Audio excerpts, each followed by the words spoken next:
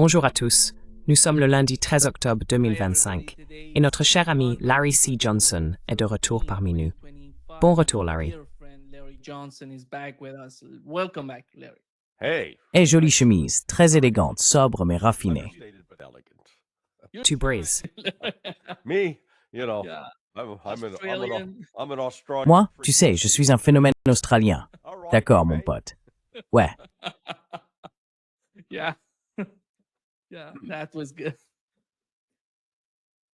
Oui, c'était bien.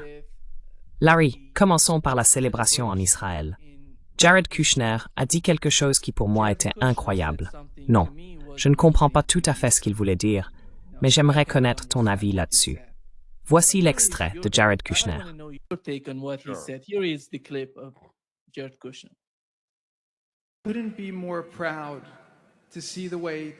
Je ne pourrais pas être plus fier de voir comment l'État d'Israël et son peuple se sont comportés face à cette expérience traumatisante, impensable et horrible. Au lieu de reproduire la barbarie de l'ennemi, vous avez choisi d'être exceptionnel. Vous avez choisi de défendre les valeurs en lesquelles vous croyez. Je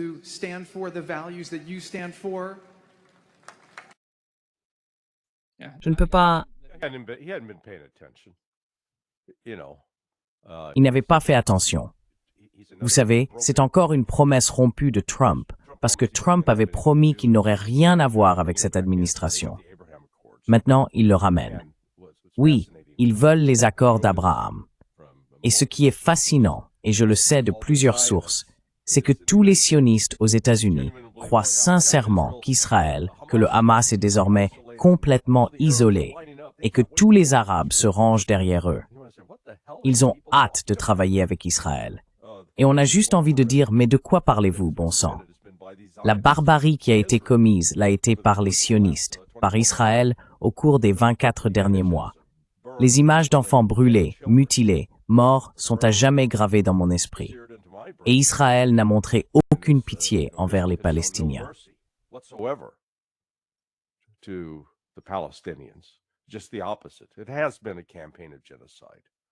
Tout le contraire. C'est une campagne de génocide. Et vous savez, Kushner vit dans son petit monde imaginaire et a avalé la propagande. Triste. Mais vous savez, nous assistons aujourd'hui à ce que j'appelle un éternel recommencement. Vous savez, nous en sommes maintenant à 10 mois, donc il y a 9 mois, nous voyons ces images de Palestiniens libérés de prison. Et des otages rendus. Hourra! Puis tout cela a disparu. Et beaucoup des Palestiniens qui avaient été libérés ont été de nouveau arrêtés et renvoyés en prison. Le problème fondamental n'a pas été résolu, à savoir cette croyance sioniste selon laquelle ils ont droit à toute cette terre et que les Palestiniens sont Amalek, qu'ils doivent être expulsés ou détruits, ou les deux.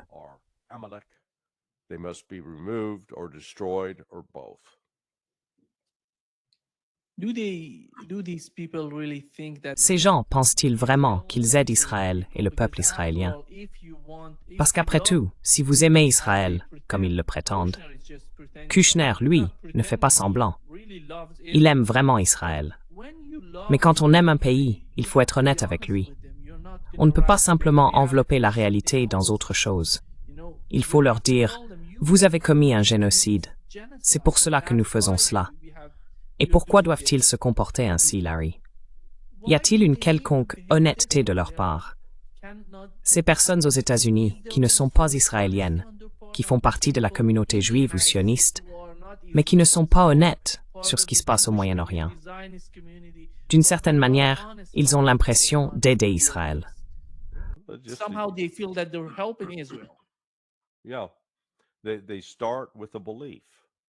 Oui, ils partent d'une croyance.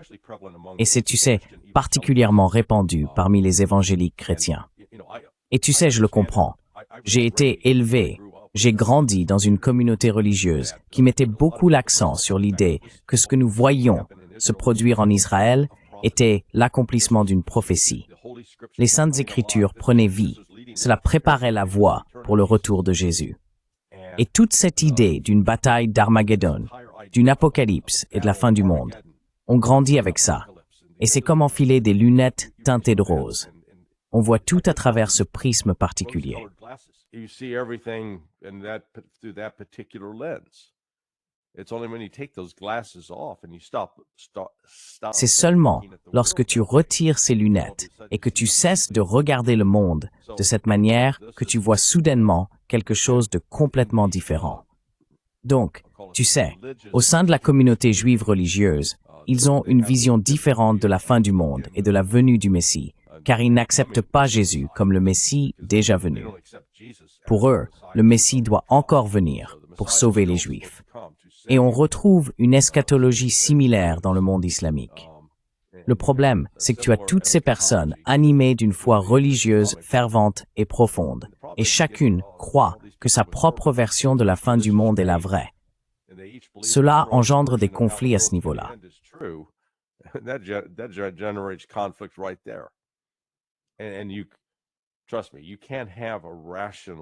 Et crois-moi, tu ne peux pas avoir une discussion rationnelle et intelligente à ce sujet. C'est une question d'émotion, mec. Cela touche profondément l'âme des gens. Même le simple fait de la remettre en question provoque une dissonance. Donc, la croyance, c'est que ces Palestiniens, qui sont probablement les véritables descendants de ce qu'on appelait les 12 tribus originelles d'Israël, doivent être éliminés génétiquement. Et tu sais ce qui m'agace vraiment? Ces gens qui disent, eh bien, aucun des pays arabes ou musulmans ne veut accueillir ces Palestiniens. C'est comme, pourquoi devraient-ils les accueillir? C'est leur maison. Ils n'ont pas à quitter leur foyer. Mais la plupart du monde se contente d'accepter cela et a, en gros, validé ce génocide au cours des 24 derniers mois. Seuls les Houthis se sont levés et ont combattu au nom des Palestiniens. Tous les autres n'ont fait que des déclarations creuses, au mieux.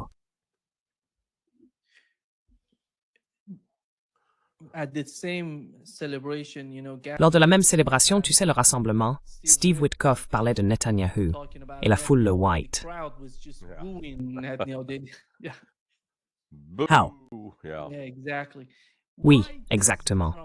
Pourquoi l'administration Trump, Steve Witkoff et tout leur entourage s'efforcent-ils autant de défendre Netanyahou et son gouvernement, en particulier Netanyahou? Quel est leur intérêt dans cette affaire?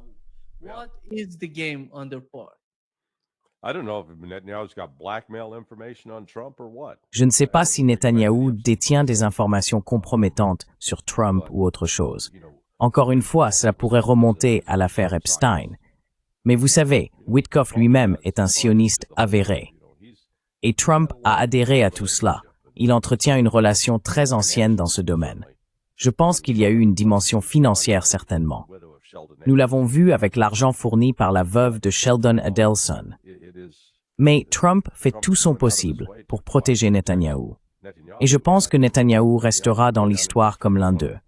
Il sera placé aux côtés de Pol Pot, Mao et d'autres considérés comme des meurtriers de masse, car il a présidé au massacre des Palestiniens.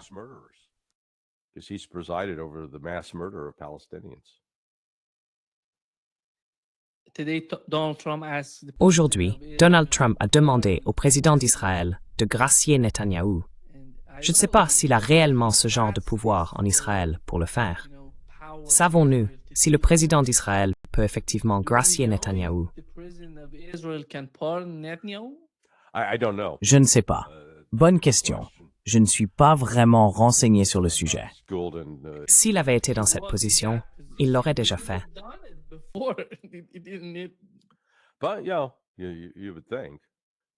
Mais vous savez, on pourrait penser que Netanyahou n'est pas très populaire.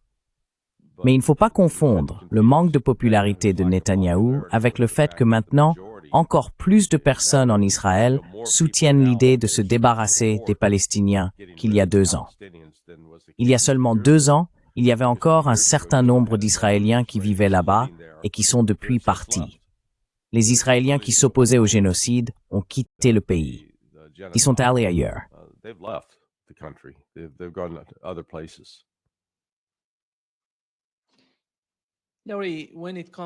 Larry, quand il s'agit de cette question fondamentale concernant Israël, qui à mon avis est la suivante, peut-on imposer la paix à Israël?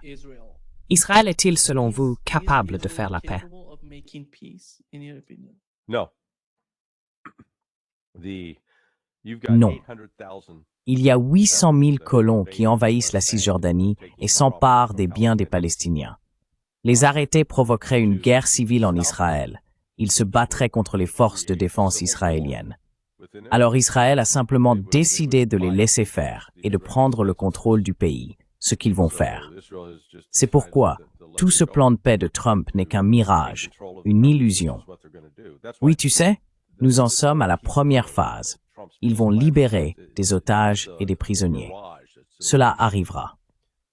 Mais ensuite, quand on en viendra à la deuxième phase, l'idée que le Hamas, et ce n'est pas seulement le Hamas, il y a 13 autres groupes, comme le Front populaire de libération de la Palestine, le Djihad islamique palestinien, le Front démocratique de libération de la Palestine, accepteront cela est tout simplement irréaliste.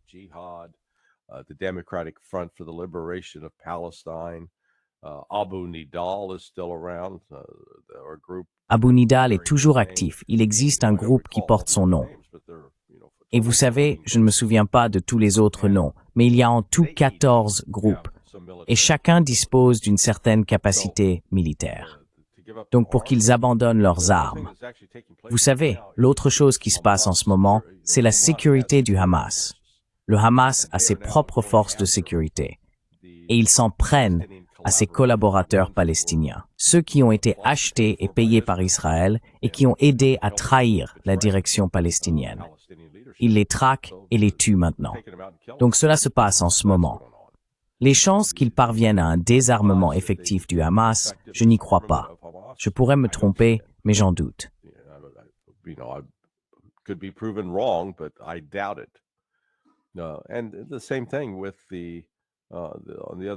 Et c'est la même chose de l'autre côté de l'équation. Les colons et la communauté de Ben Gvir et Smotrich, ils ne vont pas renoncer à prendre le contrôle total de la mosquée Al-Aqsa, à la détruire et à reconstruire le temple. Parce que la reconstruction du temple juif est essentielle à tout leur scénario de fin du monde. Donc vous savez, l'idée serait qu'Israël dise « D'accord, regardez, nous reconnaissons que les Palestiniens sont des êtres humains. Ce sont des gens comme nous. Ils sont aimés de Dieu, tout comme nous prétendons être aimés de Dieu. Et par conséquent, nous les laisserons vivre en paix. Ils auront leur territoire, pas une prison à ciel ouvert, comme Gaza l'a été.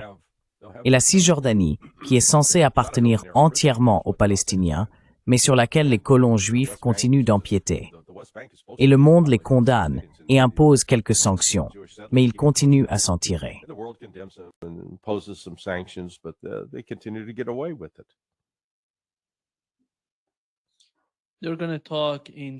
Ils vont discuter à Sharm el-Sheikh, en Égypte. Qui va participer au sommet? Les États-Unis, les États arabes. Qui d'autre? Netanyahou? Il semble qu'il ne sera pas présent. Le Hamas non plus ne sera pas là.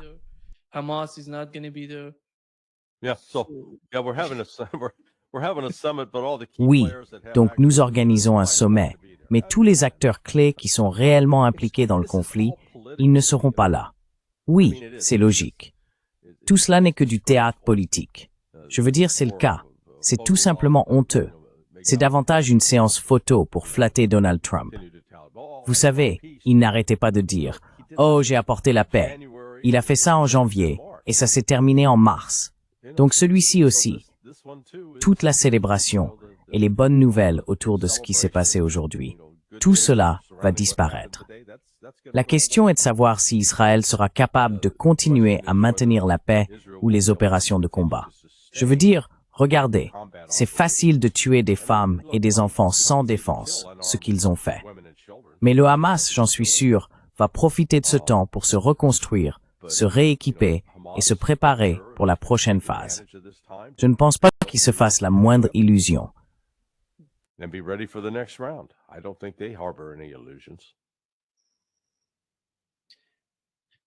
Larry, quelle serait la deuxième étape après la libération des prisonniers? Parce que nous avons vu la même chose avec le Liban. Nous n'avons pas vu la deuxième phase du cessez-le-feu. Est-ce aussi le cas pour Gaza? Et comment cela s'accorderait-il avec la politique de Trump si Netanyahou décidait que le jour où il récupère tous les prisonniers, il retourne à Gaza et recommence à attaquer? Well, the creation of a governing authority. Eh bien, la création d'une autorité gouvernante. Mais encore une fois, les États-Unis ont complètement discrédité l'autorité palestinienne. Souvenez-vous, aucun membre du gouvernement palestinien sous Abu al-Bass, même s'il a été un instrument total de l'Occident, n'a été autorisé à se rendre à New York pour l'Assemblée générale de l'ONU. Ainsi, le plan de Jared Kushner et Steve Witkoff de l'administration Trump consiste probablement à faire en sorte que des acteurs extérieurs, entièrement contrôlés par l'Occident, deviennent l'autorité dirigeante. Mais je pense qu'il existe une différence au sein du monde arabe et musulman. Ils n'accepteront pas cela.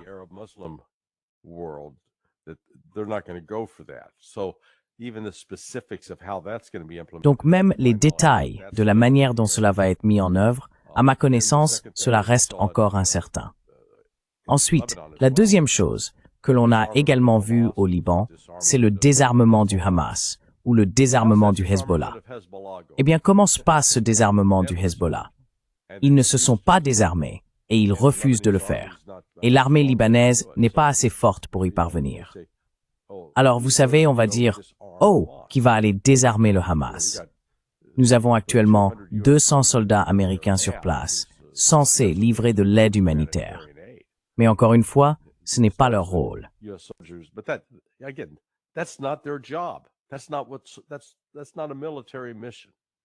Ce n'est pas une mission militaire.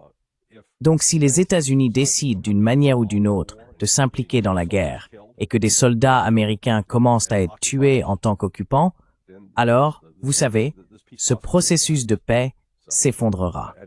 Je ne pense pas que quiconque ferait faillite en pariant que le conflit israélo-palestinien va se terminer, car selon toute probabilité, nous l'avons vu encore et encore. Bibi Netanyahou et le camp sioniste ne sont pas intéressés par une solution à deux États. Ils n'imaginent aucune manière de pouvoir vivre côte à côte avec les Palestiniens. Et donc, vous savez, cela me semble être une différence irréconciliable.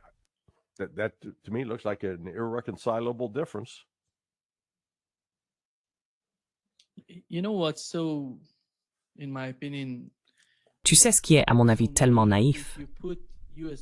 Si tu déployais des troupes américaines au sol à Gaza, ce serait extrêmement, tu vois, vraiment problématique.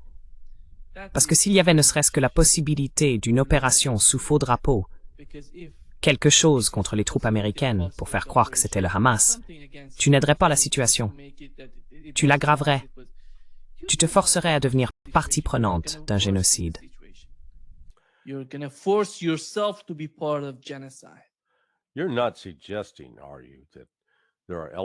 Tu n'es pas en train de suggérer, n'est-ce pas, qu'il y aurait en Israël des éléments susceptibles de mettre en scène le meurtre d'un groupe de soldats américains afin d'impliquer militairement les États-Unis? Allons, Nima, si naïf.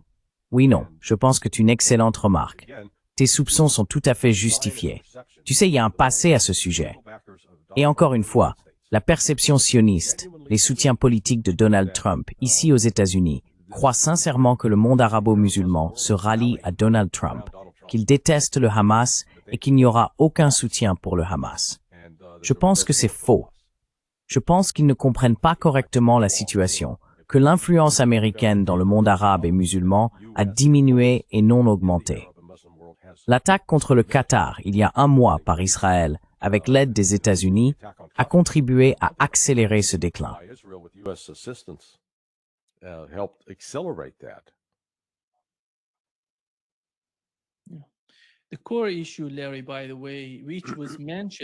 Le problème central, Larry, d'ailleurs, qui a été mentionné dans le soi-disant plan de paix de Trump, le point 19, parle d'un État palestinien.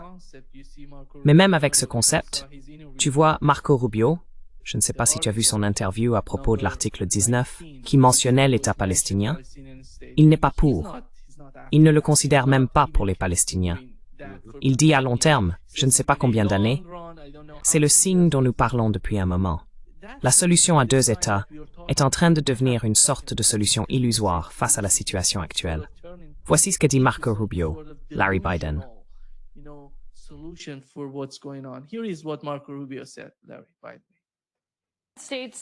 Les États soutiennent un État palestinien parce que le point 19 du plan de la Maison-Blanche évoque une voie crédible vers l'autodétermination et la création d'un État palestinien. Eh bien, encore une fois, nous avons toujours dit que cette position avait été constante depuis le début, que la seule façon d'obtenir quelque chose qui ressemble à un statut d'État est par un accord négocié avec les Israéliens. Et nous en sommes très loin pour le moment. Le Premier ministre Netanyahou s'oppose à un État palestinien et remercie le président Trump d'avoir pris position contre sa reconnaissance. C'est pourquoi je vous demande de clarifier. Eh bien, nous n'avons pas reconnu un État palestinien. Les États-Unis ne l'ont pas fait. Et pour le moment, cela n'a aucun sens de le faire, car ce n'est même pas possible. Ce n'est pas une chose réaliste à l'heure actuelle. Qui gouvernerait cet État palestinien? Eh bien, c'est le point 19 de votre plan. Qui le gouvernerait? Je pensais, eh bien, ça parle d'une voie à long terme, dans le futur, d'accord. Mais avant même d'en arriver là, il faut quelqu'un pour administrer ce territoire. Israël a clairement indiqué qu'il n'avait aucun intérêt à gouverner Gaza. Ils n'ont aucun intérêt à occuper Gaza à long terme, ni à en être le gouvernement.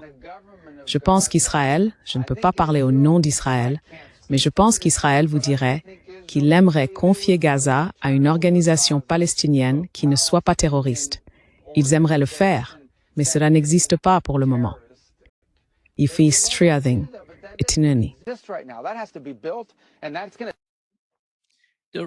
La rhétorique est tellement épaisse qu'on ne sait même plus comment y faire face.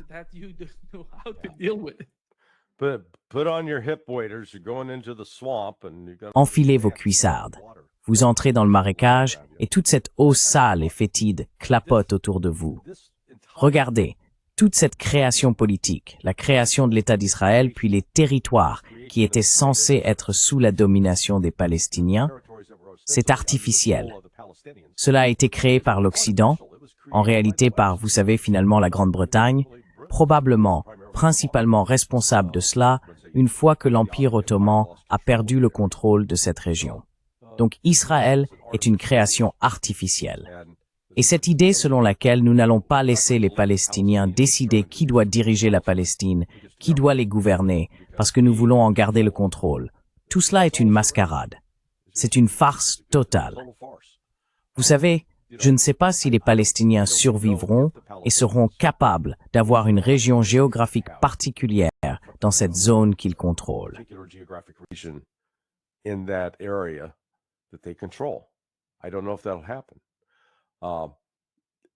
Je ne sais pas si cela arrivera. Les perspectives ne sont pas bonnes pour Israël non plus, à long terme. Donc, nous avons une accalmie dans les combats. C'est tout ce que nous avons pour le moment. Et les gens saluent cela comme une grande réussite pour la paix, mais c'est uniquement de la communication de Washington. Vous savez, nous avons les images, j'ai la télévision allumée ici, et ils montrent tous les Palestiniens en liesse et leurs proches descendant des bus, et ils montrent les Israéliens en liesse qui commencent à accueillir ces prisonniers de guerre militaires, ces soi-disant otages que le Hamas a pris. Ce sont tous des militaires. En ce moment, je pense que c'est tout ce qu'il reste. Donc désolé, mais quand on capture quelqu'un en uniforme et armé, c'est une situation tout à fait différente de celle où l'on enlève un civil qui n'est pas engagé militairement.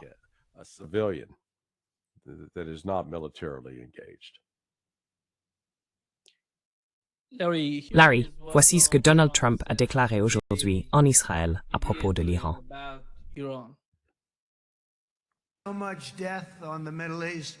Tant de morts au Moyen-Orient. La main de l'amitié et de la coopération est tendue. Je vous le dis, ils veulent conclure un accord. C'est tout ce que je fais dans ma vie. Je conclus des accords. Je suis doué pour ça. Je l'ai toujours été. Et je sais quand ils en veulent un. Même s'ils disent « nous ne voulons pas conclure d'accord », je peux vous dire qu'ils veulent conclure un accord. D'accord? Ils le veulent. Ils veulent conclure un accord. Et nous allons voir si nous pouvons faire quelque chose, parce que ce qui se passe est insensé. Et nous n'allons plus tolérer cela. Ni les États-Unis, ni Israël ne nourrissent d'hostilité envers le peuple iranien. Nous voulons simplement vivre en paix. Nous ne voulons pas de menaces planant au-dessus de nos têtes, et nous ne voulons même pas penser en termes de destruction nucléaire. Cela n'arrivera pas. Cela n'arrivera jamais.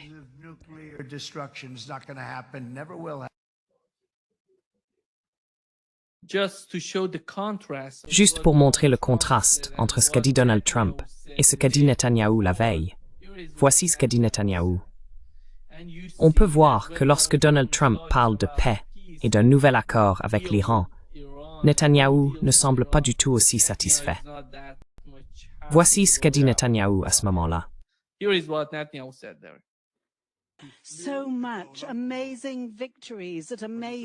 Tant de victoires extraordinaires qui ont stupéfié le monde entier. Mais je voudrais vous dire que partout où nous avons combattu, nous avons gagné. En même temps, je dois dire que la campagne n'est pas terminée. De nombreux défis sécuritaires nous attendent. Certains de nos ennemis tentent de se reconstruire afin de nous attaquer à nouveau. Mais nous y travaillons, comme on dit. Oui, il y a de nombreuses opportunités.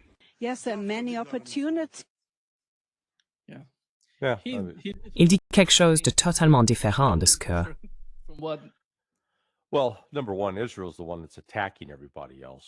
Eh bien, premièrement, c'est Israël qui attaque tout le monde, pas l'inverse. C'est le premier point. Deuxièmement, l'Iran était déjà disposé à conclure un accord avec l'Occident. C'est l'Occident qui l'a rejeté. C'est Donald Trump qui les a trahis, qui a permis à Israël d'attaquer l'Iran en pleine négociation. Ainsi, la politique désastreuse de Donald Trump et de Bibi Netanyahou a abouti à ceci. Auparavant, l'Iran s'était engagé à coopérer pleinement avec l'Agence internationale de l'énergie atomique. Ce n'est plus le cas. Ils ont été expulsés du pays.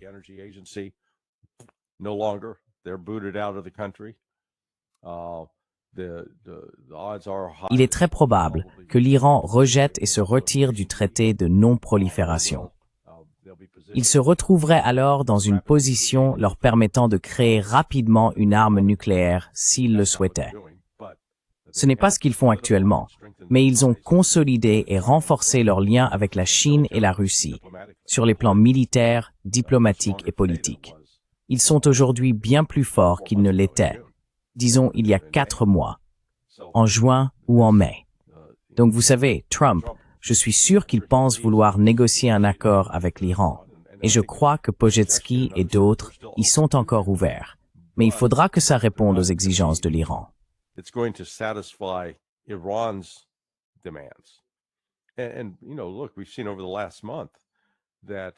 Et vous savez, regardez, nous avons vu au cours du dernier mois qu'au lieu de « oui, nous y voilà »,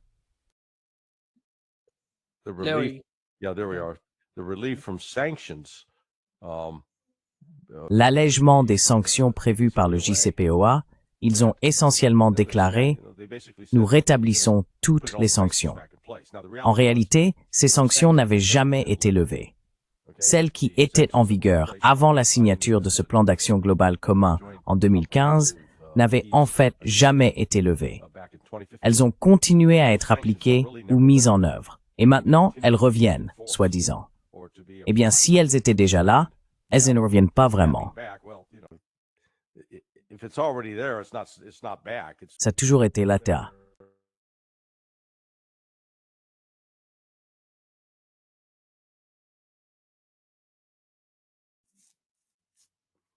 Donc, oui, nous avons quelques problèmes de connexion aujourd'hui. Esmisquos. C'est StreamYard. Mon Dieu, je déteste StreamYard. Je ne sais pas ce que c'est. Oui. Larry, si tu étais, disons, en train de travailler pour, imaginons que tu sois iranien, assis en Iran, et que tu vois Donald Trump d'un côté et Netanyahou de l'autre, tu entends ces deux arguments différents. Lequel crois-tu le plus? Lequel comprends-tu? Est-ce que tu sais...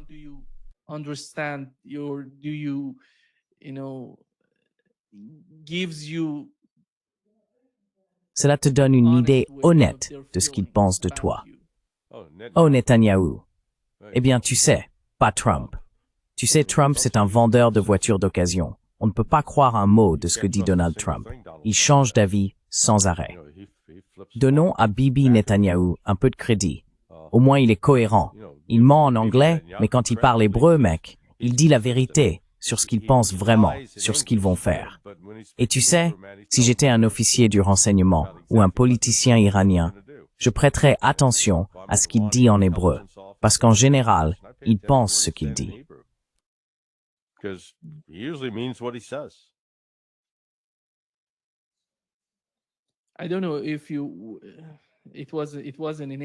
Je ne sais pas si vous...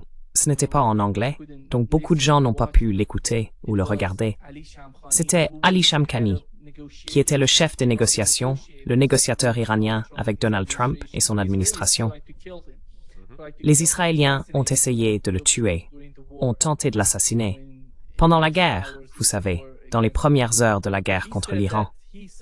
Il a dit que l'Iran avait été hésitant à se rapprocher de la Russie et à accepter un partenariat stratégique avec elle avant la guerre entre l'Iran et Israël. Cela a changé, et il a confirmé que cela avait changé. L'Iran n'est plus dans cette position.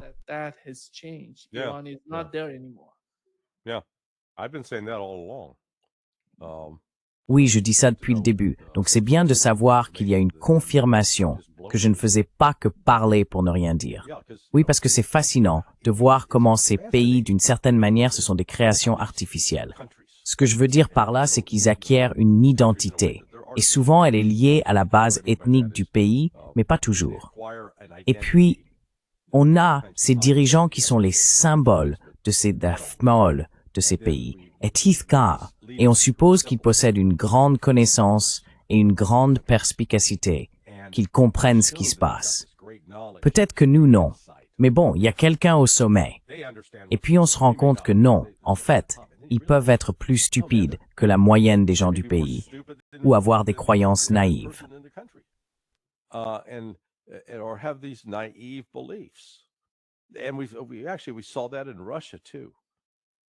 Et nous avons en fait vu cela aussi en Russie. Vous savez, jusqu'au début de l'opération militaire spéciale, il y avait un grand nombre de personnes en Russie qui croyaient que tout ce que nous avions à faire, c'était de changer, même Poutine, ou de convaincre les Américains que nous ne sommes pas les communistes d'autrefois et qu'ils nous apprécieraient. Et puis, il a compris que cela n'avait rien à voir avec vous. Il vous déteste parce qu'il n'y a rien que la Russie puisse faire pour que l'Occident l'aime. De même pour l'Iran.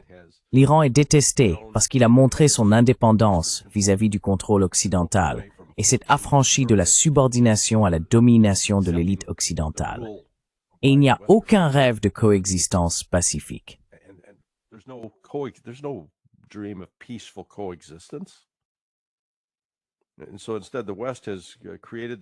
Ainsi, à la place, l'Occident a créé cette mythologie selon laquelle l'Iran serait une nation terroriste promouvant le terrorisme international à travers le monde, alors qu'en réalité, l'Occident a mené davantage d'assassinats et d'attentats terroristes.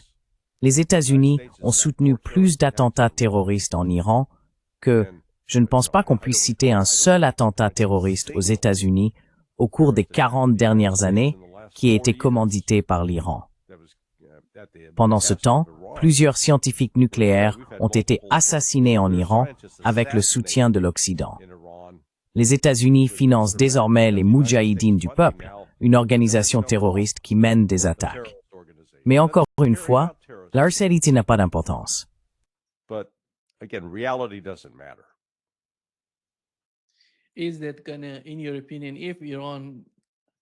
Pensez-vous que cela va, selon vous? Si l'Iran, comme nous le savons, et comme je l'ai appris des médias iraniens et des récentes discussions qu'ils ont eues avec d'importants responsables en Iran, principalement en persan, malheureusement, car ce serait formidable si elles étaient traduites pour toucher un public plus large en dehors de l'Iran. Mais malheureusement, ce n'est pas le cas. Après tout, il semble que l'Iran ait décidé de renforcer ses relations avec la Russie et la Chine. Et ce n'est pas seulement pour le moment, c'est pour l'avenir. Cela fait partie de leur plan. Ils ne voient aucun avenir avec l'Occident, avec les États-Unis, qu'ils soient dirigés par les républicains ou les démocrates. Correct. Ils ont essayé avec les deux. Allez-y. No, I'm just saying there's no Non.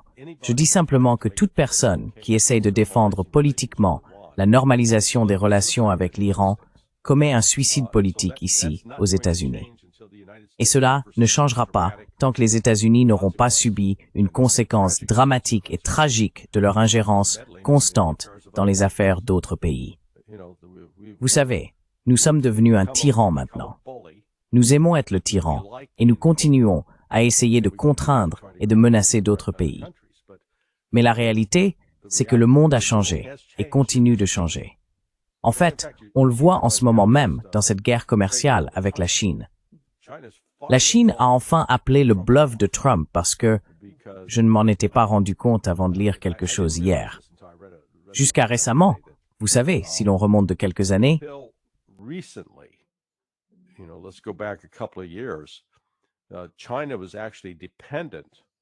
la Chine dépendait en réalité des exportations d'hélium en provenance des États-Unis. Ainsi, la relation commerciale globale entre la Chine et les États-Unis ne se résume pas au montant en dollars. Ce n'est pas cela qui est essentiel dans cette relation.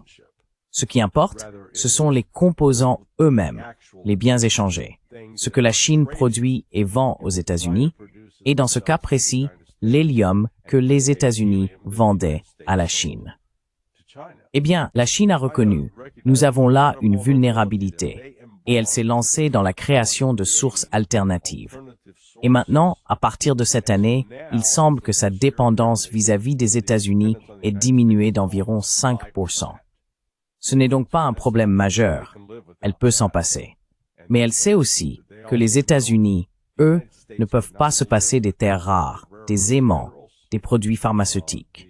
Il existe un certain nombre d'éléments très critiques pour lesquels les États-Unis n'ont pas encore de sources alternatives.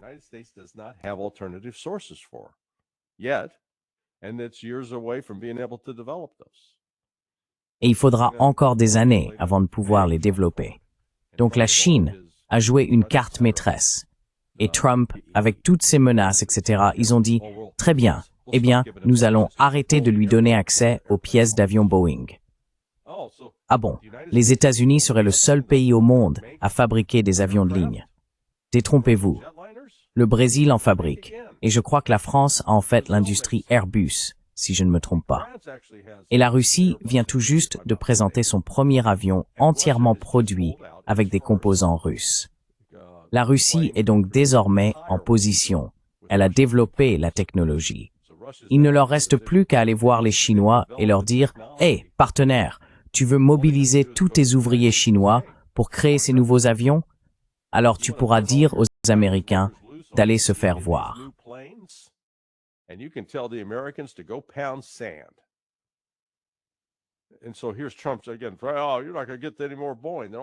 Et donc, voici Trump à nouveau. Oh, vous n'aurez plus de Boeing. Puis tout à coup, plus personne n'achète de Boeing, car ce n'est pas comme si l'entreprise avait une excellente réputation de toute façon. Donc encore une fois, tout cet aspect d'intimidation, comme ils l'ont tenté avec l'Iran, n'a fait que rapprocher l'Iran de la Chine et de la Russie. Alors que, comme vous l'avez justement souligné, auparavant ils voulaient les tenir à distance, parce qu'au fond, secrètement, ils souhaitaient être amis avec les États-Unis. Et ils ont fini par se rendre compte que c'était une fichue relation abusive.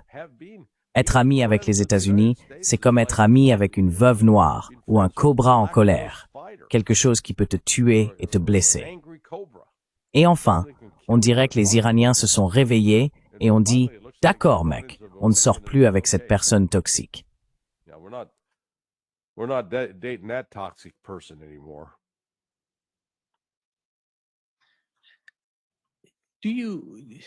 Est-ce que toi aussi, à chaque fois que Donald Trump fait quelque chose contre la Chine, ça m'étonne toujours.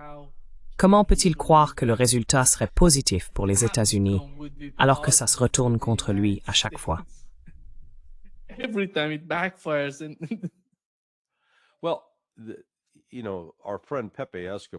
Eh bien, tu sais, notre ami Pepe Escobar, toi et moi, nous l'avons tous les deux interviewé à propos de sa dernière aventure en Chine. Et le tableau qu'il dresse, d'après ce qu'il a vu sur place, montre que ce n'est pas seulement ce serait une chose si Pékin était l'endroit le plus riche et que le reste de la Chine n'était que des taudis. Non, non, non. La modernité et la richesse économique que la Chine a atteinte sont réparties dans tout le pays. Il y a 20 ans, je crois qu'environ 25% de la population pouvait être considérée comme appartenant à la classe moyenne. Aujourd'hui, ce chiffre approche les 50%. C'est incroyable. Absolument incroyable. Et qu'est-ce que cela signifie? Cela veut dire qu'en accédant à la classe moyenne, ces gens vivent mieux, ils commencent à consommer davantage, et ils sont bien plus nombreux qu'aux États-Unis.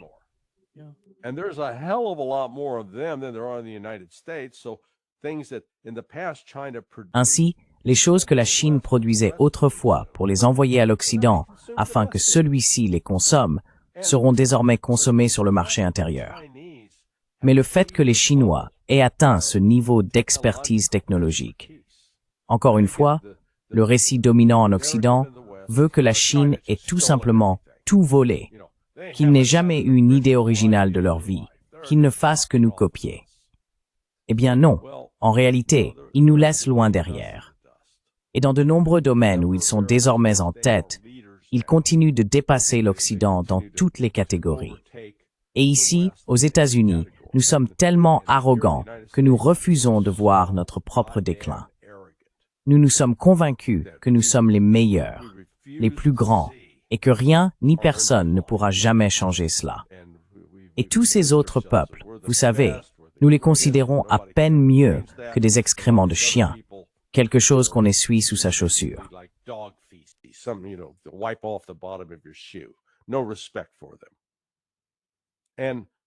Aucun respect pour eux. Et la Chine, la Russie, et maintenant l'Inde et l'Iran, ils regardent tous autour d'eux en disant « Nous n'avons pas besoin de ces types, le monde est vaste ». Le rôle central que les États-Unis ont joué dans les affaires mondiales au cours des 75 ou 80 dernières années, depuis la fin de la Seconde Guerre mondiale, touche à sa fin, car les États-Unis ne sont plus la puissance économique et technologique qu'ils étaient autrefois. Ils déclinent, et je crois que ce déclin va se poursuivre. Nous n'avons pas la volonté politique dans ce pays de redresser la situation, de la raviver, et nous sommes si facilement distraits par ces aventures militaires à l'étranger. Alors vous savez, le Sud global, c'est une réalité. Il crée un nouveau monde, un monde où le dollar américain ne sera plus l'intérêt dominant.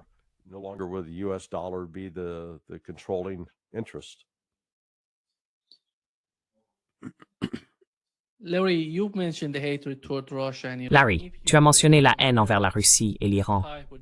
Si tu devais comparer le type ou la nature de cet état d'esprit à l'égard de ces pays, sont-ils identiques? Les éléments de cette haine sont-ils les mêmes? Ou peut-être que ce n'est même pas de la haine. Tout tourne autour, comme nous le savons, de la doctrine Wolfowitz. Quiconque remet en cause cette hégémonie occidentale devient l'ennemi de l'Occident. C'est le concept. Peu importe qu'il s'agisse de l'Iran, de la Russie ou à terme de la Chine.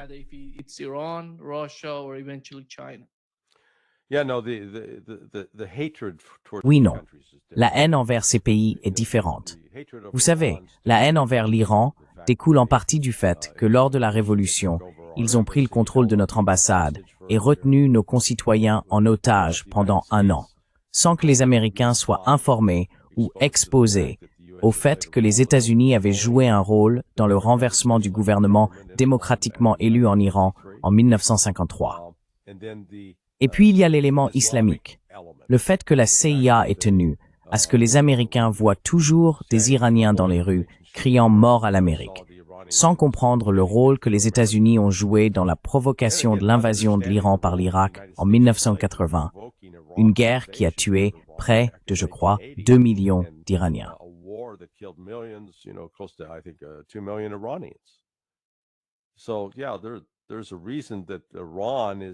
Oui, il y a une raison pour laquelle l'Iran est en colère contre les États-Unis. Mais les États-Unis ont, vous savez, présenté l'Iran comme un groupe de musulmans terroristes et fanatiques. Et c'est ainsi qu'ils les définissent. La Russie, c'est tout autre chose. On ne peut plus les accuser d'être communistes. Poutine y a fait allusion dans un de ses discours. Il a dit qu'il pensait autrefois qu'une fois qu'ils auraient convaincu l'Amérique, les États-Unis, qu'ils n'étaient plus communistes, qu'ils étaient de bons chrétiens orthodoxes, alors les Américains les apprécieraient. Mais il a compris que non, ils nous détestent toujours. Et ils détestent la Russie parce qu'elle est immense et riche. Les vastes ressources naturelles qu'elle contrôle, aucun autre pays ne peut rivaliser avec cela. Et elle s'étend sur 11 fuseaux horaires. L'esprit humain moyen n'arrive même pas à concevoir cela. Les gens ne réalisent pas à quel point c'est significatif. Donc oui, ce sont différents niveaux de haine. So, yeah, it's different levels of hatred. Larry, the backbone of Russia in the fight. Larry, l'épine dorsale de la Russie dans la lutte qu'elle mène contre l'Occident en Ukraine, c'est son système énergétique, son réseau énergétique. Et nous savons, d'après des articles parus dans le Wall Street Journal et le Financial Times il y a 2 jours, que l'administration Trump, tout en prétendant négocier avec la Russie et tenter de résoudre le problème, fournit en réalité à l'Ukraine des renseignements pour frapper des cibles en profondeur à l'intérieur de la Russie. Ces cibles sont essentiellement liées à la stabilité de la Russie, à ses exportations de pétrole et de gaz. Ils veulent écraser ce qu'ils considèrent comme l'épine dorsale de l'économie russe.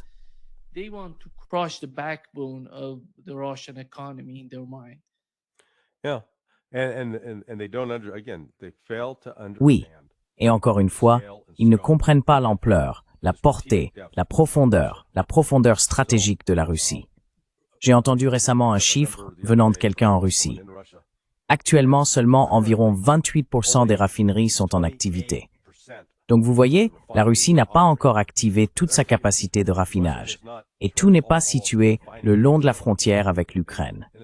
Oui, certains dommages subis par ces raffineries ont provoqué des pénuries de carburant dans certaines zones précises de Russie, mais rien de catastrophique. Pendant ce temps, la majeure partie de l'industrie pétrolière et gazière russe n'a rien à voir avec le raffinage du pétrole. Le brut est exporté tel quel, envoyé en Inde, où l'Inde se charge du raffinage pour produire de l'essence et du diesel.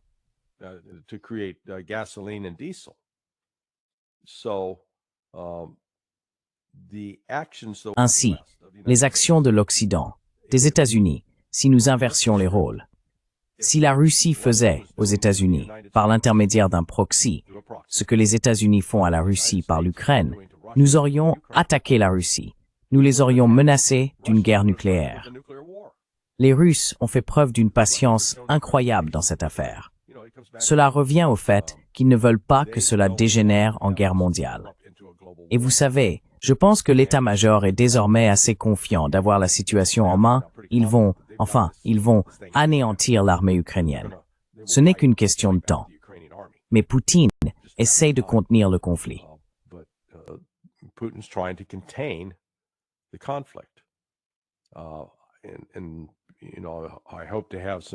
Et tu sais, j'espère avoir des discussions avec plusieurs dirigeants politiques et militaires russes dans les semaines à venir pour comprendre exactement.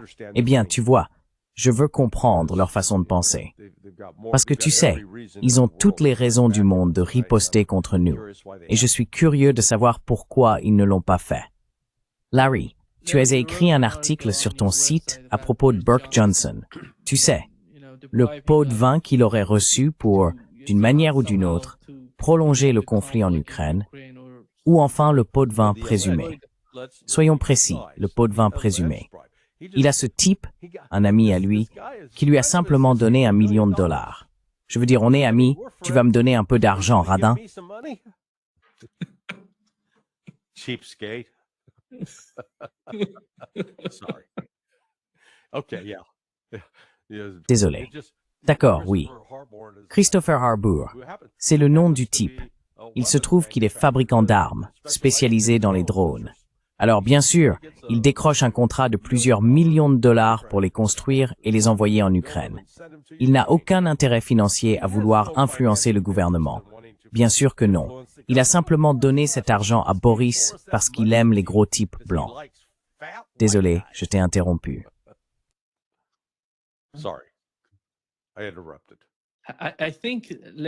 Je pense, Larry, que ce n'est pas seulement à propos de Boris Johnson. Nous devons aussi penser à Lindsey Graham aux États-Unis. Ces personnes jouent un rôle extrêmement important dans toute forme d'aide destinée à l'Ukraine.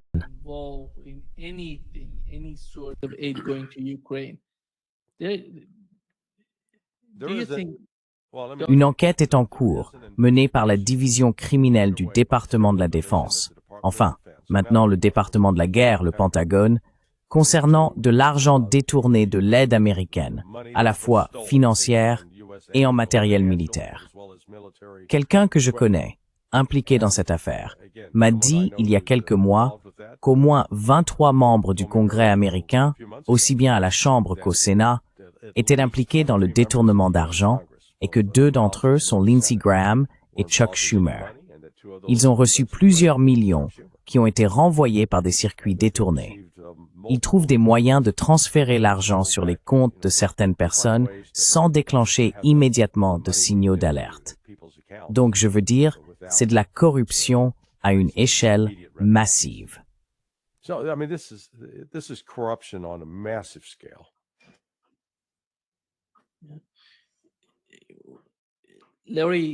Larry, à propos du cas du Venezuela, tu as dit que tu ne connaissais pas la femme qui a remporté le prix. Jeez, no. Yeah, she's been apparently a tool of the CIA for years. Apparemment, elle est un instrument de la CIA depuis des années. Bon sang, à quel point ces Norvégiens et leurs soi-disant prix Nobel de la paix sont-ils corrompus? Franchement, c'est une blague. On pourrait même plaider pour le donner à Trump. Il en rêvait. Mais qu'a accompli cette femme? La seule chose qu'elle ait faite, c'est tenter de provoquer un coup d'État et de renverser un gouvernement en place. Oui, on n'aime pas ce gouvernement. Oui, ils sont socialistes. Oui, mais, vous savez, jusqu'à présent, Elle demandait à Israël de faire cela. ouais, c'est elle qui prend les commandes. Elle a hâte de déplacer l'ambassade du Venezuela à Jérusalem. Ouais, des trucs complètement fous. Alors, tu vois, la CIA, mec, c'est comme mon ancienne boîte. C'est comme Sauron dans Le Seigneur des Anneaux, tu sais, cet œil qui ne cligne jamais, qui ne dort jamais. Il travaille sans relâche pour détruire et contrôler. C'est pas là pour construire.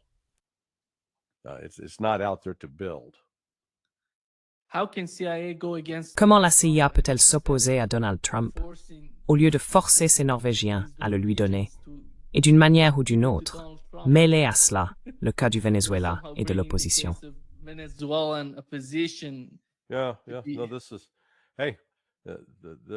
Ouais. Non, l'agence fixe encore une grande partie du programme. Et Trump, au lieu d'en prendre le contrôle, se contente de le suivre. Donc tu sais, ce programme inclut la destruction de l'Iran. Alistair, Maduro. Larry, j'ai une surprise pour toi. Désolé de t'interrompre, regarde ça. Oh, le voilà. Oui, bonjour Paul. Un mot pour Larry? Oui, cette chemise est superbe. Je ne suis pas sûr que ce soit une chemise hawaïenne ou une chemise de surfeur californien. C'est l'un ou l'autre. Oui, estimez Ypres for, het is strami Australo-Néo-Zélandais, non. D'accord. Continue. Ouais. Alors, où en étions-nous? Larry, tu parlais de la CIA et de la façon dont elle facilite la situation pour l'opposition vénézuélienne plutôt que pour Trump.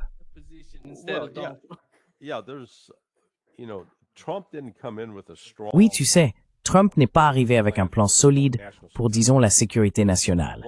Et l'un des premiers indices que nous avons vus, montrant que l'agence fixait encore l'agenda, c'était cet accord de paix, soi-disant conclu entre, voyons voir, c'était l'Azerbaïdjan et l'Albanie? Ah non, pardon, l'Azerbaïdjan et l'Arménie. Le fait que Trump n'ait même pas su de quoi il s'agissait, l'Azerbaïdjan, c'est quoi ça? Mais ils se sont réunis et ont organisé cette cérémonie de signature. Ce que la plupart des gens ignorent, c'est que la station de la CIA en Arménie est l'une des plus grandes au monde, physiquement plus grande que celle de Londres, Paris ou Israël. Bien plus grande. Mais pourquoi? in Israel, much larger. Well, why? Well, because Eh bien, parce que, et je ne me base sur aucune information classifiée, c'est simplement de la logique, en sachant comment tout cela fonctionne. Il y a, j'en suis sûr, un élément qui travaille sur un programme visant à infiltrer, détruire et affaiblir la Russie. Il y en a un autre qui développe un programme pour cibler l'Iran. Un autre encore s'efforce d'unir et de s'assurer que les États-Unis contrôlent le Caucase. Et, vous savez, Trump n'a pas nécessairement approuvé tout cela. C'est la même chose avec le Venezuela. Et vous savez, j'ai déjà commenté à propos de ce train de Aragua. D'où diable viennent-ils? Je veux dire, ils sont apparus de nulle part.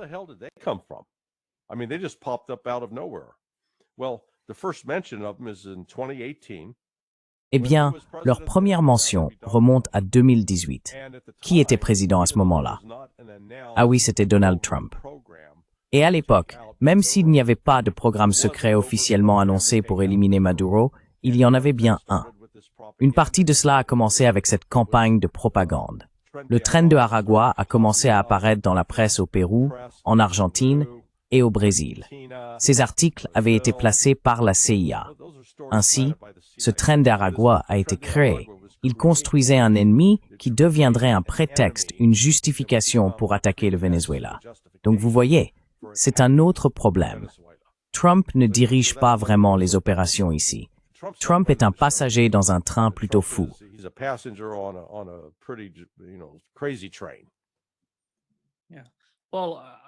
Eh bien, je pense que c'est un bon moment pour vous de participer à la discussion. Si ce n'est pas Donald Trump, s'il n'est pas aux commandes, alors qui l'est? Netanyahu. Bon point. Est-ce une préoccupation? Oh yeah, Netanyahu is probably the most important decision maker. Oh oui. Netanyahou est probablement le décideur le plus important que les États-Unis aient. Je suis d'accord avec Larry pour dire que le président contrôle très peu de choses. Les agences existent depuis longtemps, elles sont bien établies, institutionnalisées, et elles ont leurs propres agendas. Un président peut faire très peu pour réellement les contrôler. Donc je pense que la description de Larry sur le fonctionnement de la CIA est correcte. Mais d'autres éléments aux États-Unis détiennent aussi ce type de pouvoir. Lorsqu'un gouvernement est acheté par des contributions de campagne, les puissants intérêts organisés contrôlent essentiellement la réglementation et les lois.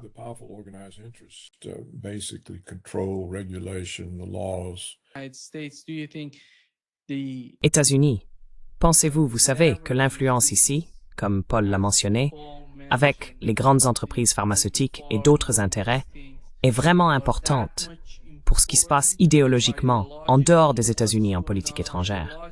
Comment cela influence-t-il les choses? Ou bien la politique étrangère est-elle quelque chose de différent de ce qui se passe à l'intérieur? Non. Tout tourne autour de l'argent, vous savez. No, it's all about the money. You know, on my article I posted last night about the money. Dans mon article publié hier soir sur l'argent qui achète Boris Johnson, j'ai inclus un extrait du film Cabaret, où Liza Minnelli et Joel Grey chantent à propos de l'argent. Tu sais, l'argent fait tourner le monde. Oui. Écoute, cela n'a vraiment rien à voir avec un quelconque engagement idéologique, si ce n'est l'idéologie du comment devenir riche et comment utiliser ce pouvoir financier pour manipuler d'autres pays. Donc, je veux dire, c'est là que ça devient un combat à main nue.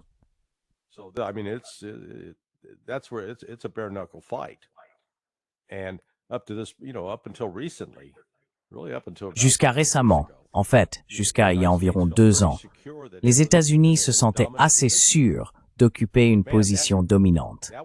Mais bon sang, le monde change.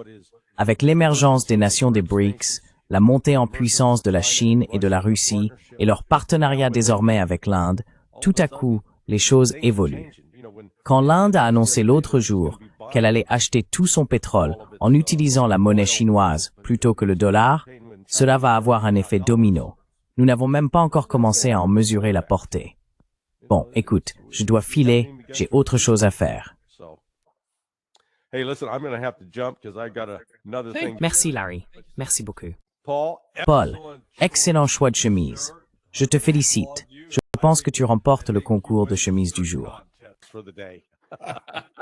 Eh bien, merci, Larry. Très bien. Prenez soin de vous. See you, Larry. Bye-bye. À plus, Larry. Salut. Au revoir. Paul, comment ça va? Oh, très bien. Laisse-moi commencer, Paul, par ce qui se passe au Moyen-Orient. Donald Trump est en Israël. Il parle avec les Israéliens et il parle de paix. C'est fascinant, non? Penses-tu qu'on puisse forcer Israël à faire la paix?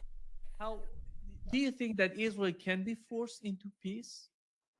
No, I think Trump's over there prostituting Non. himself.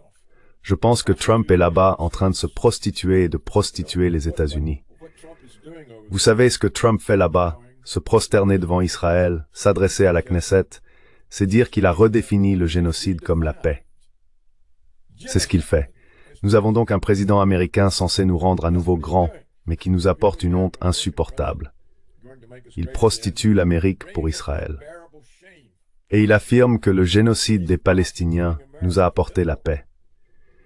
Et avant même qu'il ait fini de prononcer ces mots, nous avons des ministres israéliens qui déclarent que dès qu'ils auront récupéré les otages, ils reprendront l'assaut contre Gaza. we get the hostages back, we are renewing the onslaught on Gaza. So we now have Israeli ministers saying, Nous avons donc maintenant des ministres israéliens qui disent que c'est une autre farce. in order to get Nous faisons la paix pour récupérer nos otages, puis nous allons relancer le conflit. Eh bien, ce sont les ministres israéliens qui le disent, pas moi. Ce sont eux qui le disent. Et Trump couvre tout cela, parce que le génocide, c'est la paix. Je veux dire, on a largement dépassé les slogans du grand frère et la dystopie de George Orwell dans 1984. Vous savez, la guerre, eh bien maintenant le génocide, c'est la paix, et personne ne le remarque. C'est notre grande amitié avec Israël. our great friendship with Israel.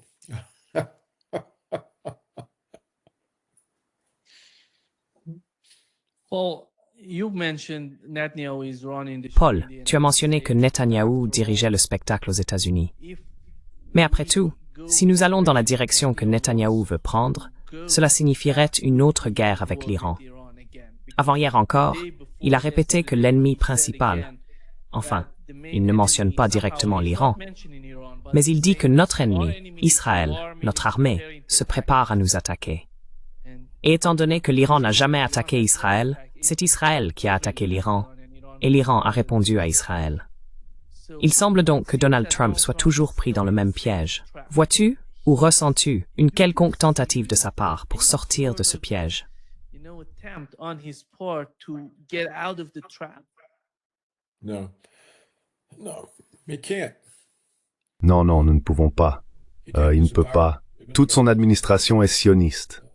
La politique étrangère est sioniste. Nous avons eu de nombreux rapports sur le montant d'argent qu'Israël dépense pour racheter les églises qui composent l'évangélisme américain. Il déverse de l'argent dans ces églises, dont les pasteurs assimilent l'amour de Dieu à l'amour d'Israël. Le christianisme en Occident, autant que je puisse en juger, est mort. Les seules églises encore actives sont ces églises évangéliques, et elles sont désormais rachetées par Israël. Tant de partisans de Trump sont membres de ces églises. Donc ici, nous avons Israël qui achète les partisans à travers leurs églises. Alors que peut faire Trump? Il ne peut rien faire. Regardez, il a déjà été forcé d'attaquer l'Iran pour Israël.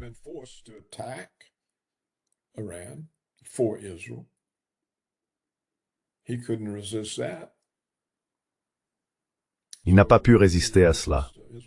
Alors comment peut-il résister à la demande d'Israël d'aller plus loin? Et où est l'opposition? Tous les Américains veulent aider Israël, la seule démocratie du Moyen-Orient. On l'entend sans cesse. Je pense donc que la guerre avec l'Iran est inévitable tant que Netanyahou la souhaite. S'il change d'avis, il n'y aura pas de guerre. Mais s'il ne le fait pas, il y aura une guerre. Et ce sera, encore une fois, les États-Unis qui dépenseront leur argent et verseront leur sang pour Israël. C'est tout ce que nous avons fait au XXe siècle. Encore une fois, 7 pays en 5 ans. Nous en avons eu 5 ou 6. Et bien sûr, le génocide israélien de la Palestine a été financé par les États-Unis, à la fois par l'argent et par la couverture diplomatique. and in diplomatic cover. The weapons were our weapons. Les armes étaient les nôtres, et nous avons bloqué chaque résolution de l'ONU qui tentait de condamner le génocide. Il ne semble donc pas que le gouvernement des États-Unis ait la moindre once d'indépendance vis-à-vis d'Israël. Les universités non plus, ni les gouvernements des États. En ce qui concerne le droit américain à la liberté d'expression, cela n'inclut pas Israël. On ne peut rien en dire. C'est fini. Je n'ai jamais connu un contrôle aussi total. Israël exerce plus de contrôle sur les États-Unis que Joseph Staline n'en avait sur l'Union soviétique. Israël a plus de contrôle sur les États-Unis qu'Hitler n'en avait sur l'Allemagne nazie. Ce sont des faits. Cela semble absurde, mais c'est vrai. Nous en avons déjà parlé. We've talked about it before. Even citizens of red states. Même les citoyens des États rouges n'ont pas le droit de critiquer Israël, ni de faire des affaires avec le gouvernement de l'État. Donc la Constitution américaine ne s'applique pas quand il s'agit d'Israël. On ne peut tout simplement pas exercer la liberté d'expression. Regardez ce qui est arrivé à tous les étudiants manifestant contre le génocide israélien. Ils ont été expulsés, renvoyés de l'école. S'ils étaient étrangers, ils ont été déportés. Alors, de quoi parle-t-on quand on évoque la liberté d'expression, le premier amendement? Où est-elle? Où est la Constitution? Israël peut mettre de côté la Constitution américaine dans notre propre pays et nous refuser le droit constitutionnel de parler. Alors, combien de contrôle faut-il encore? C'est total, non? Qu'est-ce qu'ils ne contrôlent pas? I mean, it's total, isn't it? What don't they control?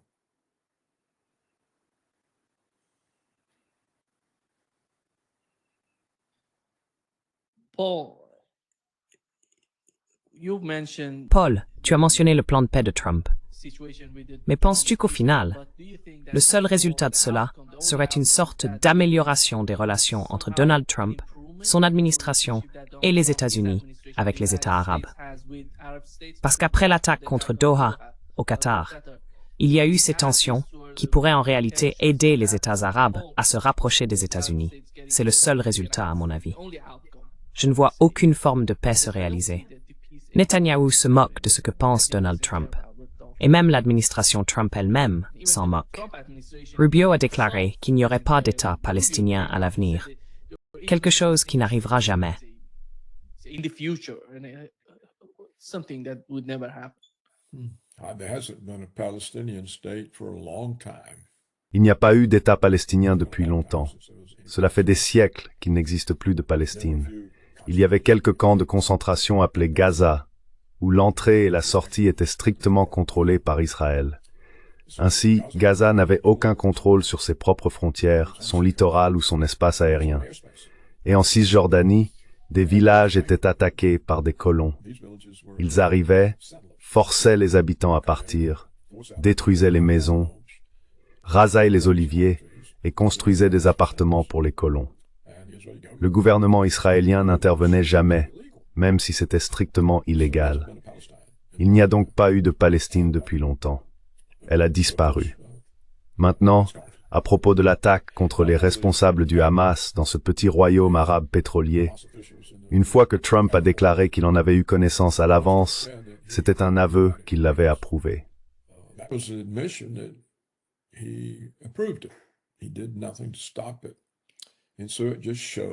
Il n'a rien fait pour l'arrêter, et cela montre à quel point il est dans la poche d'Israël. Cela ne va pas rapprocher les Arabes des États-Unis. Ils se rapprochent de Trump, de Netanyahou, c'est la même chose, exactement la même chose. Je pense qu'Israël a réussi à utiliser les États-Unis pour détruire le monde arabe. La Libye est détruite, disparue. L'Irak est détruit et disparu. La Syrie est détruite et disparue. Le Liban est essentiellement détruit. La Palestine est perdue. La Jordanie est perdue depuis longtemps. On la tolère parce que c'est un endroit où les Israéliens peuvent expulser les Palestiniens. Ainsi, la Jordanie est le camp de concentration d'Israël pour les Palestiniens. Les Égyptiens ne sont pas des Arabes, et les Iraniens non plus.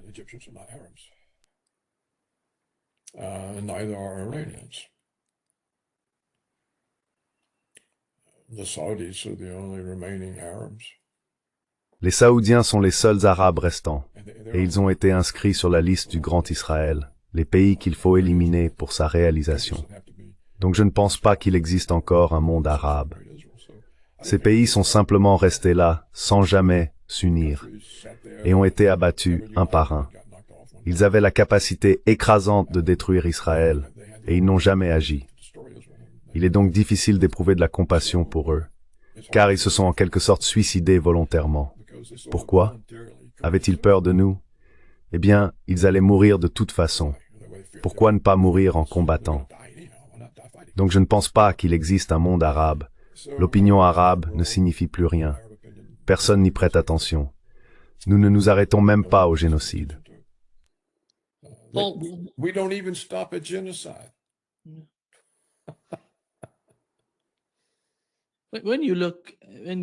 Quand on parle du monde arabe, contrôlent-ils vraiment leur argent? Je parle de l'Arabie saoudite, des Émirats arabes unis, de Bahreïn, tous ces pays que beaucoup de gens considèrent comme très riches.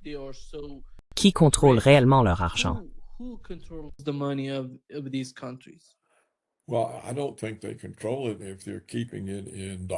Eh bien, je ne pense pas qu'ils le contrôlent s'ils conservent leurs avoirs en dollars dans des banques américaines ou en obligations du Trésor dans leur banque centrale, car les États-Unis peuvent les geler. Que valent des centaines de milliards de dollars en obligations du Trésor si les États-Unis cessent de verser les intérêts ou gèlent les actifs? Vous savez, si nous sommes prêts à geler les avoirs de la Banque centrale d'une grande puissance nucléaire, rien ne nous empêche de geler ceux de ces misérables pays arabes. Et nous ne le faisons pas parce qu'ils ne nous causent aucun problème.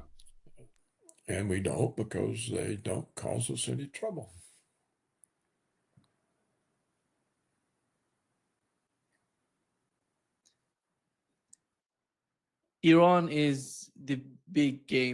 reste le grand enjeu dans l'esprit des Israéliens. En regardant Donald Trump aujourd'hui, pensez-vous qu'il va aller dans ce sens? Parce qu'aujourd'hui, il a dit qu'il voulait conclure un accord avec l'Iran. Je ne sais pas si vous avez entendu ce qu'il a dit. Voici ce qu'il a déclaré en Israël.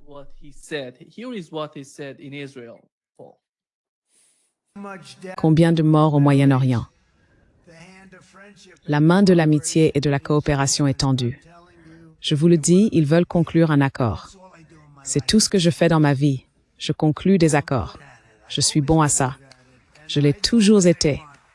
Et je sais quand ils en veulent un. Même s'ils disent « nous ne voulons pas conclure d'accord », je peux vous dire qu'ils le veulent. Ils veulent conclure un accord. Et nous allons voir si nous pouvons faire quelque chose, parce que ce qui se passe est insensé. Et nous n'allons plus tolérer cela. Ni les États-Unis, ni Israël ne nourrissent d'hostilité envers le peuple iranien. Nous voulons simplement vivre en paix. Nous ne voulons pas de menaces planant au-dessus de nos têtes. Et nous ne voulons même pas penser en termes de destruction nucléaire. Cela n'arrivera pas. Cela n'arrivera jamais. Oui.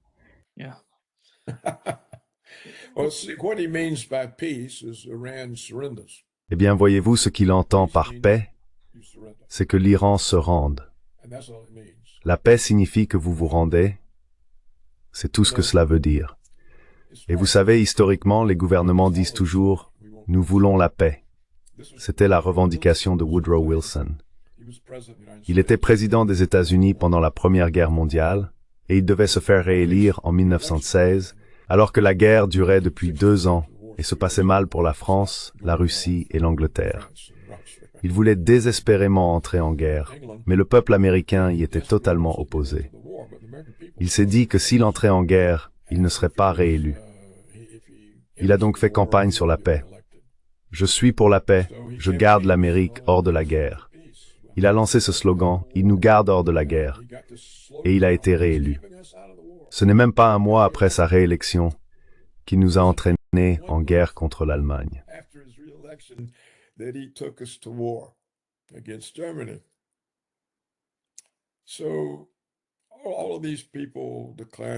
Donc toutes ces personnes qui déclarent la paix, quand on entend ça, c'est qu'elles sont pour la guerre. C'est une couverture. C'est pour que les gens se détendent et ne fassent pas attention pendant que l'agenda se met en place et se déploie. Alors je me dis, pourquoi devrions-nous croire la moindre déclaration publique d'un élu? Vous savez, quelqu'un devrait faire une grande étude. Il faudrait une équipe de personnes. Il faudrait d'abord trouver, avant tout, des gens honnêtes. Et il se peut qu'on ne trouve pas assez de chercheurs honnêtes pour le faire. Il devrait simplement parcourir l'histoire, rassembler les déclarations, et essayer d'en trouver une seule qui soit exacte, où celui qui l'a prononcée la pensait vraiment. Je pense qu'on peut en gros ignorer ces déclarations, ou du moins comprendre qu'elles nous disent le contraire de ce que les mots expriment.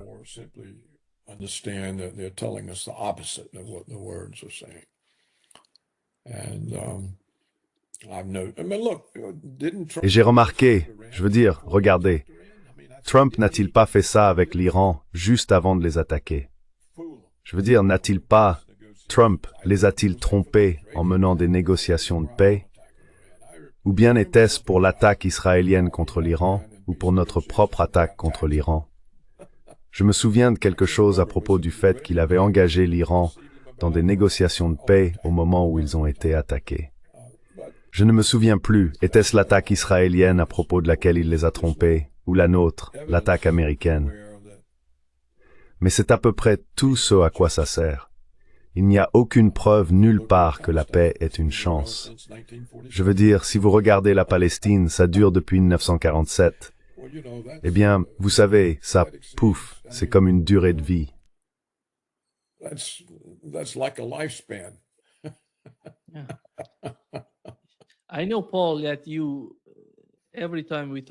Je sais, Paul, qu'à chaque fois que nous parlons de la Russie et de la Chine, tu dis que ces pays doivent s'unir. Et il me semble qu'ils ne le faisaient pas, à mon avis. Ils n'y sont pas parvenus.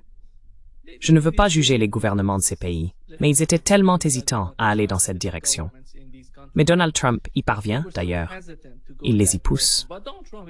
Nous avions un responsable iranien, l'ancien ministre de la Défense de l'Iran, qui à l'époque menait les négociations avec les États-Unis avant que l'attaque n'ait lieu. Et il a confirmé ce que Poutine avait dit. Poutine avait déclaré qu'il voulait un traité de défense stratégique avec l'Iran.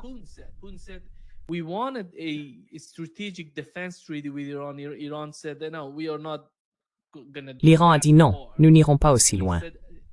Et il a répondu, eh bien en ce moment, l'Iran a changé d'avis sur cette question. L'Iran est en train de changer. Je vois que l'Iran se rapproche de la Russie, et la Russie de l'Iran. Même avec la tension entre l'Iran et la Chine, et entre les États-Unis et la Chine. Chaque fois que Donald Trump annonce de nouveaux droits de douane sur la Chine, cela se retourne contre nous ici au Brésil. Vous savez, chaque fois que Donald Trump parle de la Chine, cela affecte notre économie ici au Brésil. C'est pourquoi je pense que Donald Trump pousse ces pays à se rapprocher. Ils n'ont plus besoin que nous en parlions. Donald Trump le fait pour nous tous.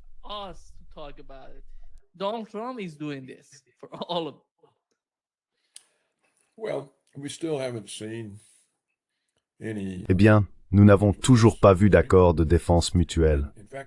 En fait, je ne pense pas que cela va se produire, car l'une des raisons, du moins à mon avis, pour lesquelles Washington se prépare à renverser Maduro au Venezuela, est de démontrer la nullité des accords stratégiques avec la Russie. Vous voyez, le Venezuela et la Russie ont un accord stratégique, et cela pourrait facilement impliquer une aide en cas d'hostilité. Mais la Russie n'interviendra pas. Donc, si Washington parvient à renverser le gouvernement vénézuélien, et ils en sont convaincus, c'est la raison pour laquelle le prix Nobel de la paix, que l'on appelle désormais ironiquement le prix nordique de la guerre, a été attribué à une personne au Venezuela dont personne n'a jamais entendu parler, une femme opposée au gouvernement vénézuélien.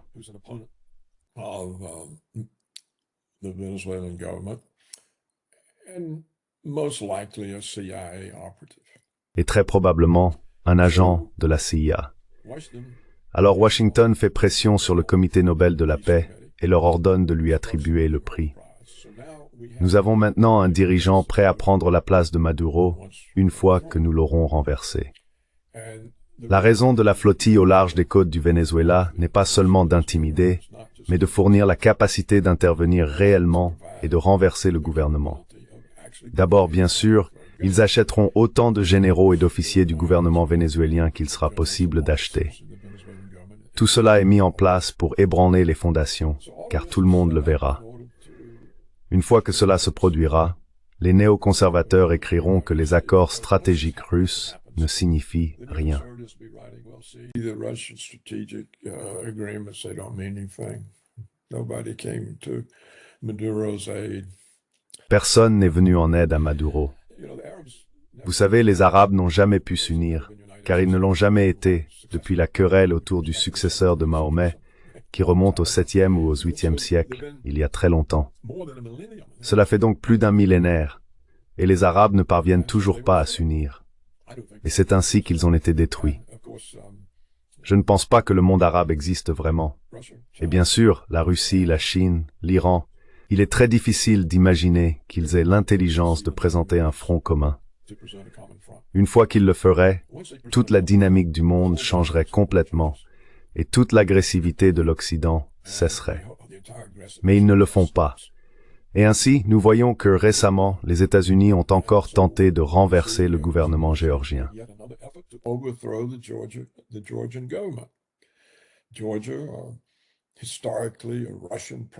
La Géorgie était historiquement une province russe.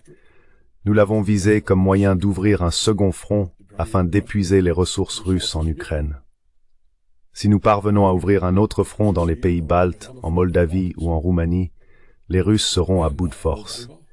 Mais ils ne prennent aucune mesure pour se protéger. La réponse de Poutine, ce sont les super-armes, et il a annoncé l'autre jour qu'ils en avaient une nouvelle. Il semble que ce soit quelque chose qui renforce leur défense aérienne. Toute son approche consiste à dire « Je rendrai la Russie dotée de défense aérienne imprenable ». Nos missiles, ils ne peuvent pas les arrêter parce qu'ils sont hypersoniques, qu'ils changent de trajectoire au hasard, qu'ils volent de manière imprévisible, et ainsi de suite. Et c'est une voie vers la guerre.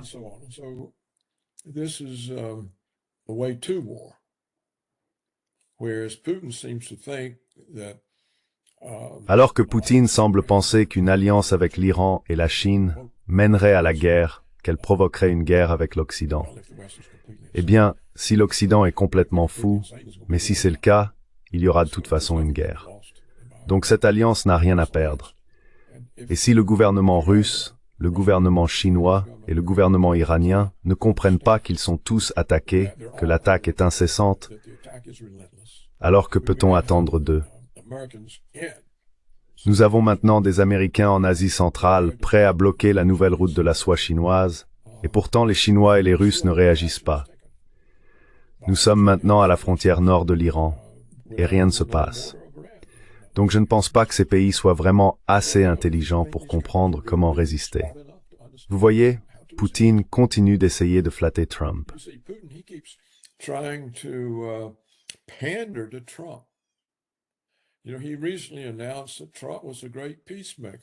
Vous savez, il a récemment déclaré que Trump était un grand artisan de la paix.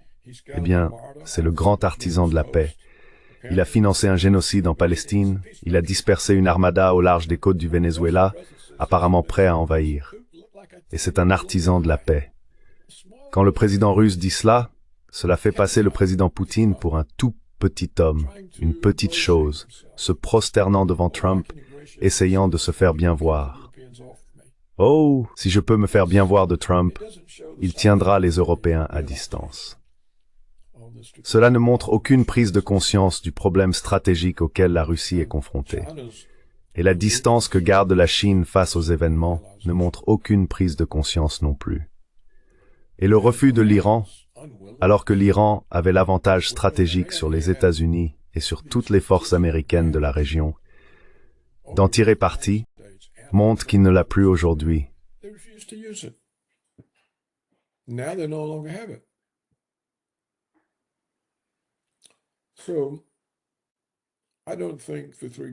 Je ne pense donc pas que les trois gouvernements soient capables de conclure un accord de défense mutuelle qui changerait fondamentalement les relations mondiales, car la corrélation des forces en serait radicalement modifiée. Je ne crois tout simplement pas qu'ils en aient la capacité intellectuelle. Ils n'ont pas la vision nécessaire. Ils ne croient pas que ce soit vraiment réel, que ces gens soient véritablement après eux. Ou s'ils le croient, ils pensent que c'est forcément de leur faute et qu'ils ne devraient pas être antagonistes. Ainsi, puisqu'il n'y a rien pour arrêter les provocations venant de l'Ouest, elles continueront. Elles prendront de l'ampleur. Il est tout à fait possible, bien sûr, que l'Occident s'effondre en premier. Il a tellement de problèmes internes, nous en avons parlé. Aucun des dirigeants européens n'a de soutien public. Il n'est pas clair non plus combien de temps encore Trump en aura. It's not clear how much longer Trump's going to have any. So, C'est donc une période très dangereuse dans le monde. J'ai lu et relu les quelques bonnes histoires que nous avons sur la Première et la Seconde Guerre mondiale. Et il est clair que, dans les deux cas, les dirigeants n'avaient aucune idée de ce qu'ils étaient en train de préparer. Ils n'avaient aucune idée que la Russie allait utiliser la Première Guerre mondiale pour prendre les détroits des Dardanelles et Constantinople aux Turcs. C'était, de leur point de vue, la raison même de la guerre. Et les Français voulaient la guerre pour récupérer l'Alsace-Lorraine. Eh bien, qu'a obtenu la Russie? Elle a été renversée par Lénine. Qu'ont obtenu les Français? Ils ont perdu la fleur de leur jeunesse et ils ont essentiellement cessé d'être une puissance quelconque.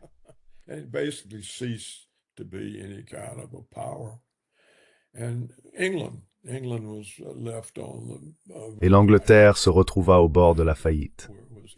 Ce fut une proie facile pour Roosevelt, qui put leur retirer le contrôle du commerce et de la finance internationaux. Ainsi, les pays qui avaient provoqué la guerre furent tous détruits par celle-ci. Ils poursuivaient leurs propres objectifs étroits, qu'ils s'efforçaient d'atteindre, et ce faisant, ils se sont détruits eux-mêmes. Des événements similaires se sont produits pendant la Seconde Guerre mondiale. Je ne vais pas entrer dans les détails, je voulais simplement illustrer qu'il est rare que ceux qui dirigent ou que nous pensons diriger aient un véritable contrôle sur les événements, car ils ne comprennent pas toutes les conséquences imprévues de leurs actes. Et c'est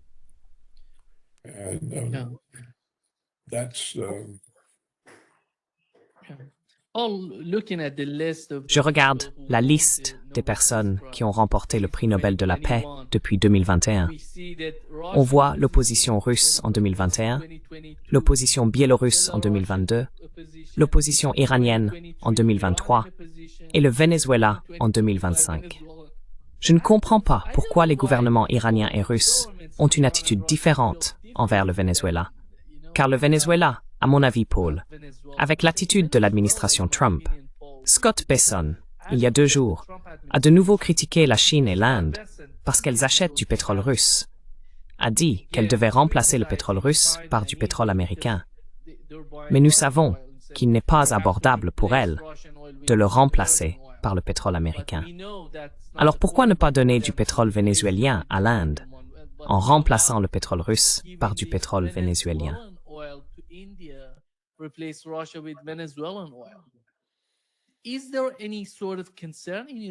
Y a-t-il, selon vous, une quelconque inquiétude du côté des Russes dans cette direction?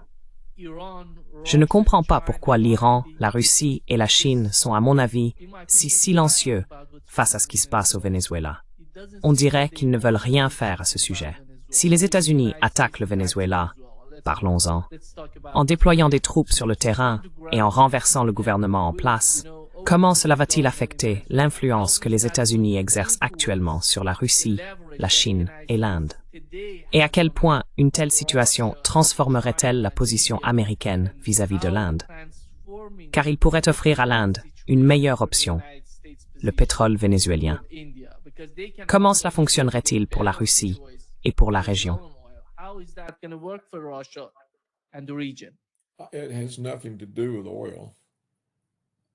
Cela n'a rien à voir avec le pétrole.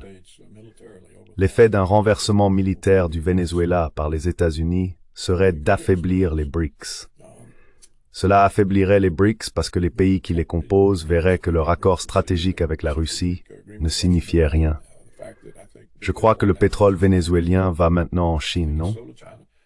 Il semble que la Chine ne soit pas assez préoccupée par son approvisionnement en pétrole pour agir.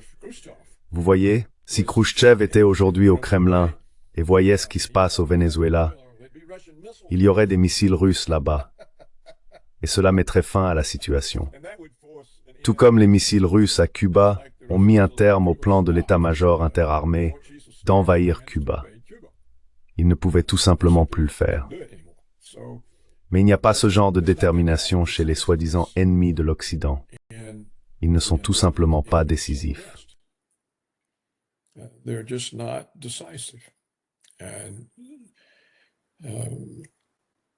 Et peut-être qu'ils n'y croient tout simplement pas.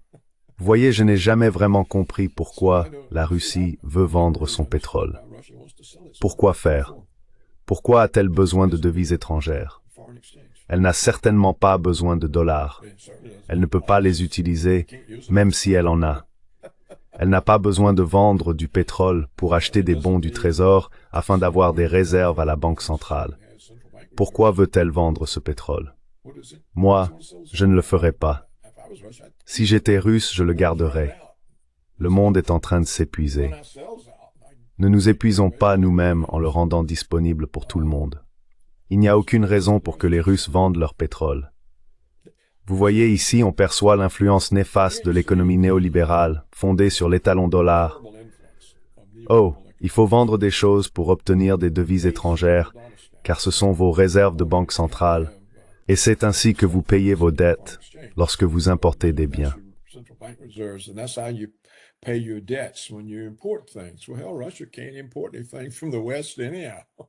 Eh bien, bon sang, la Russie ne peut de toute façon rien importer de l'Occident.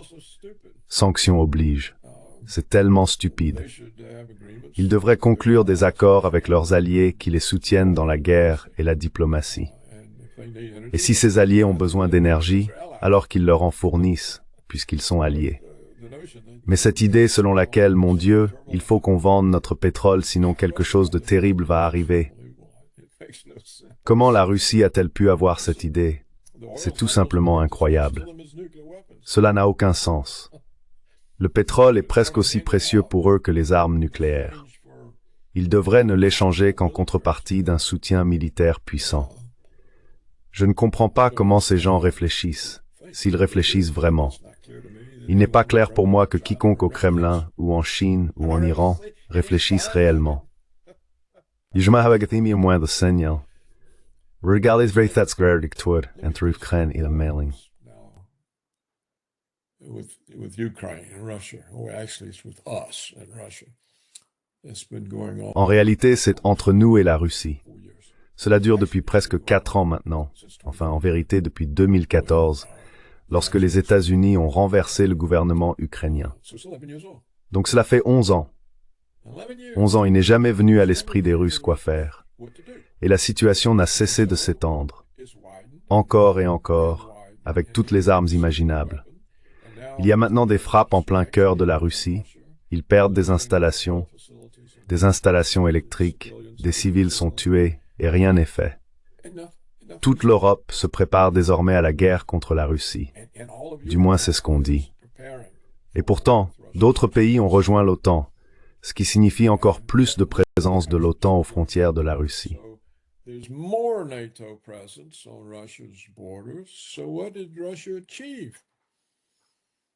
Alors, qu'a donc accompli la Russie? Une situation encore pire. Pourquoi?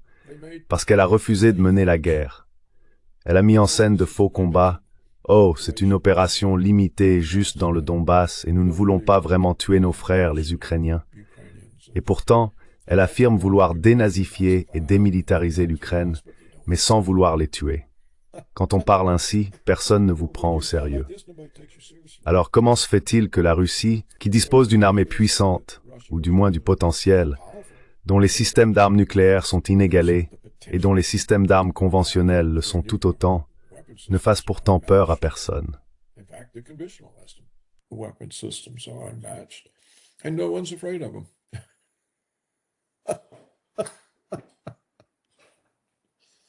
Oui.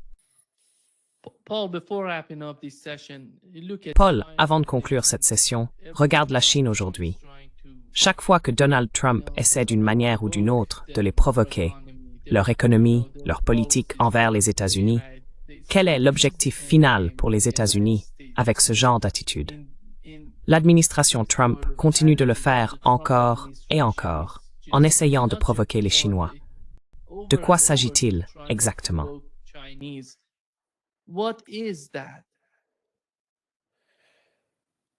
Well,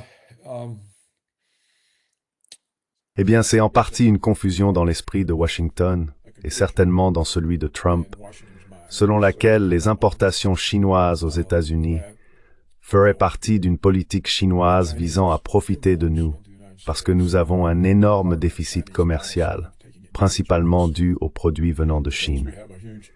Ce que cela néglige, c'est que ces produits venant de Chine sont en réalité le fruit d'entreprises américaines qui ont délocalisé leur production.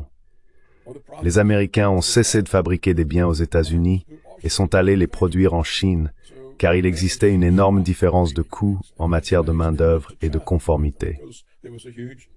Les économies réalisées se sont donc transformées en bénéfices pour les entreprises et en primes de performance massives pour les dirigeants. Le problème, ce n'est donc pas la Chine.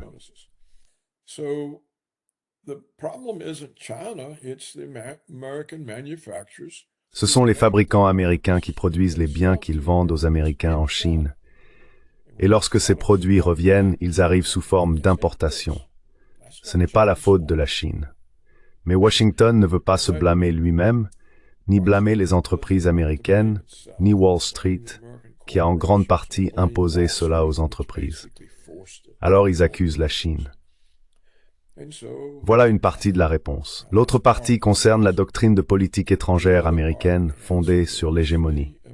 L'objectif principal de la politique étrangère américaine est d'empêcher l'émergence de tout pays susceptible de constituer une contrainte à l'unilatéralisme américain. Eh bien, il s'agit de la Chine et de la Russie. C'est pour cela que nous sommes opposés à eux. Leur ascension limite notre unilatéralisme.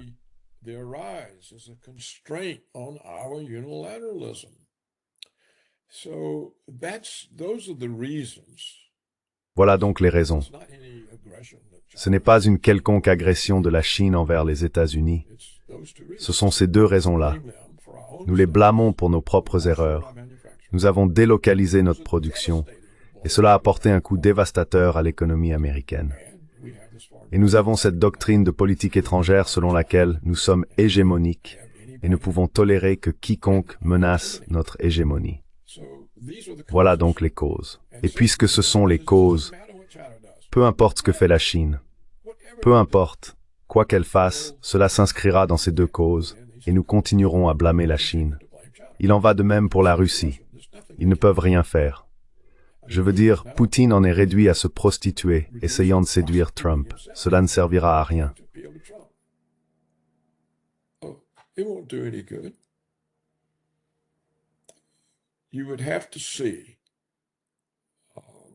Il faudrait que le Congrès des États-Unis répudie la doctrine de politique étrangère et fasse de la poursuite de l'hégémonie un crime pour tout président. Cela n'arrivera jamais.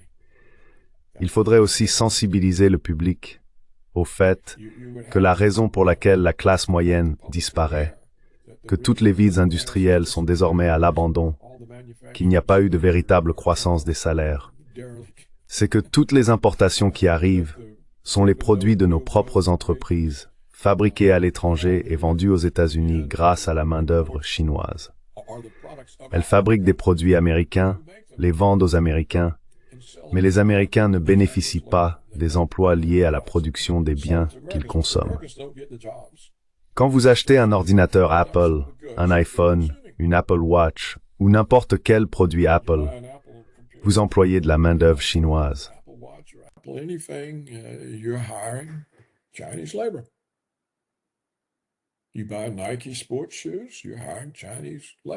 Tu achètes des chaussures de sport Nike, tu engages de la main-d'œuvre chinoise. Les jeans Levi's, ils sont fabriqués avec de la main-d'œuvre chinoise. Les marques portent des noms américains, et les bénéfices vont à des entreprises américaines. Mais ils sont fabriqués avec de la main-d'œuvre chinoise et réimportés dans le pays, ce qui crée un énorme déficit commercial. Les gens ne comprennent pas cela. Personne ne le leur dit. J'essaye de le leur dire, mais ma voix n'est pas très forte. Il faut une voix vraiment puissante. Et la plupart des économistes, même la plupart des économistes ne comprennent pas cela. Ils pensent, eh bien, c'est le libre-échange. Eh bien non, ce n'est pas nouveau, le libre-échange. Donc ce genre de problèmes, Nima, sont les problèmes fondamentaux.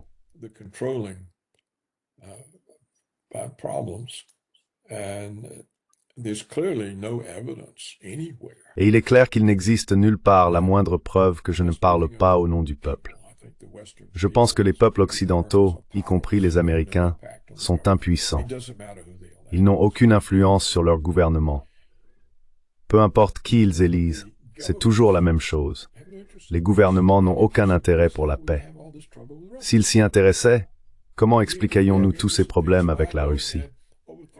Si l'on veut la paix, pourquoi renverser un gouvernement qui ne cause aucun problème pour en installer un qui en cause, qui déclenche un conflit?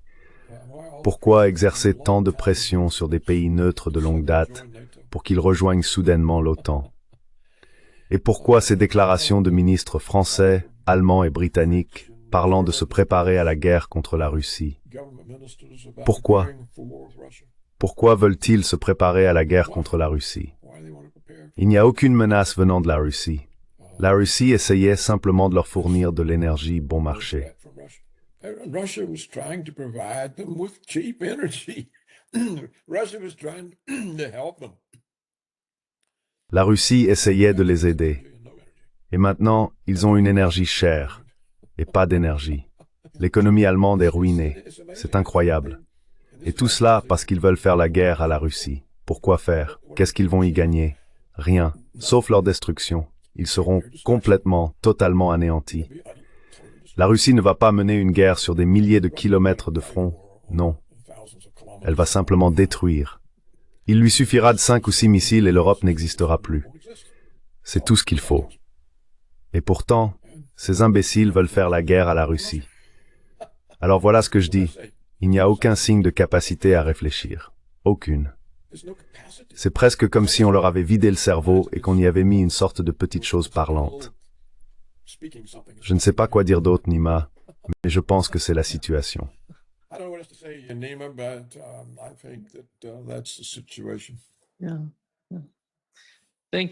Oui, merci beaucoup, Paul, d'être avec nous aujourd'hui.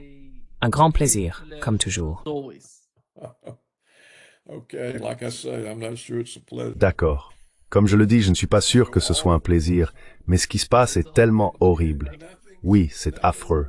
Rien ne fonctionne pour l'arrêter. Et les rares personnes qui disent quelque chose, oh, ce sont des communistes, ou des complotistes, ou quelque chose comme ça, tu sais. Exactement. Oui. Exactement.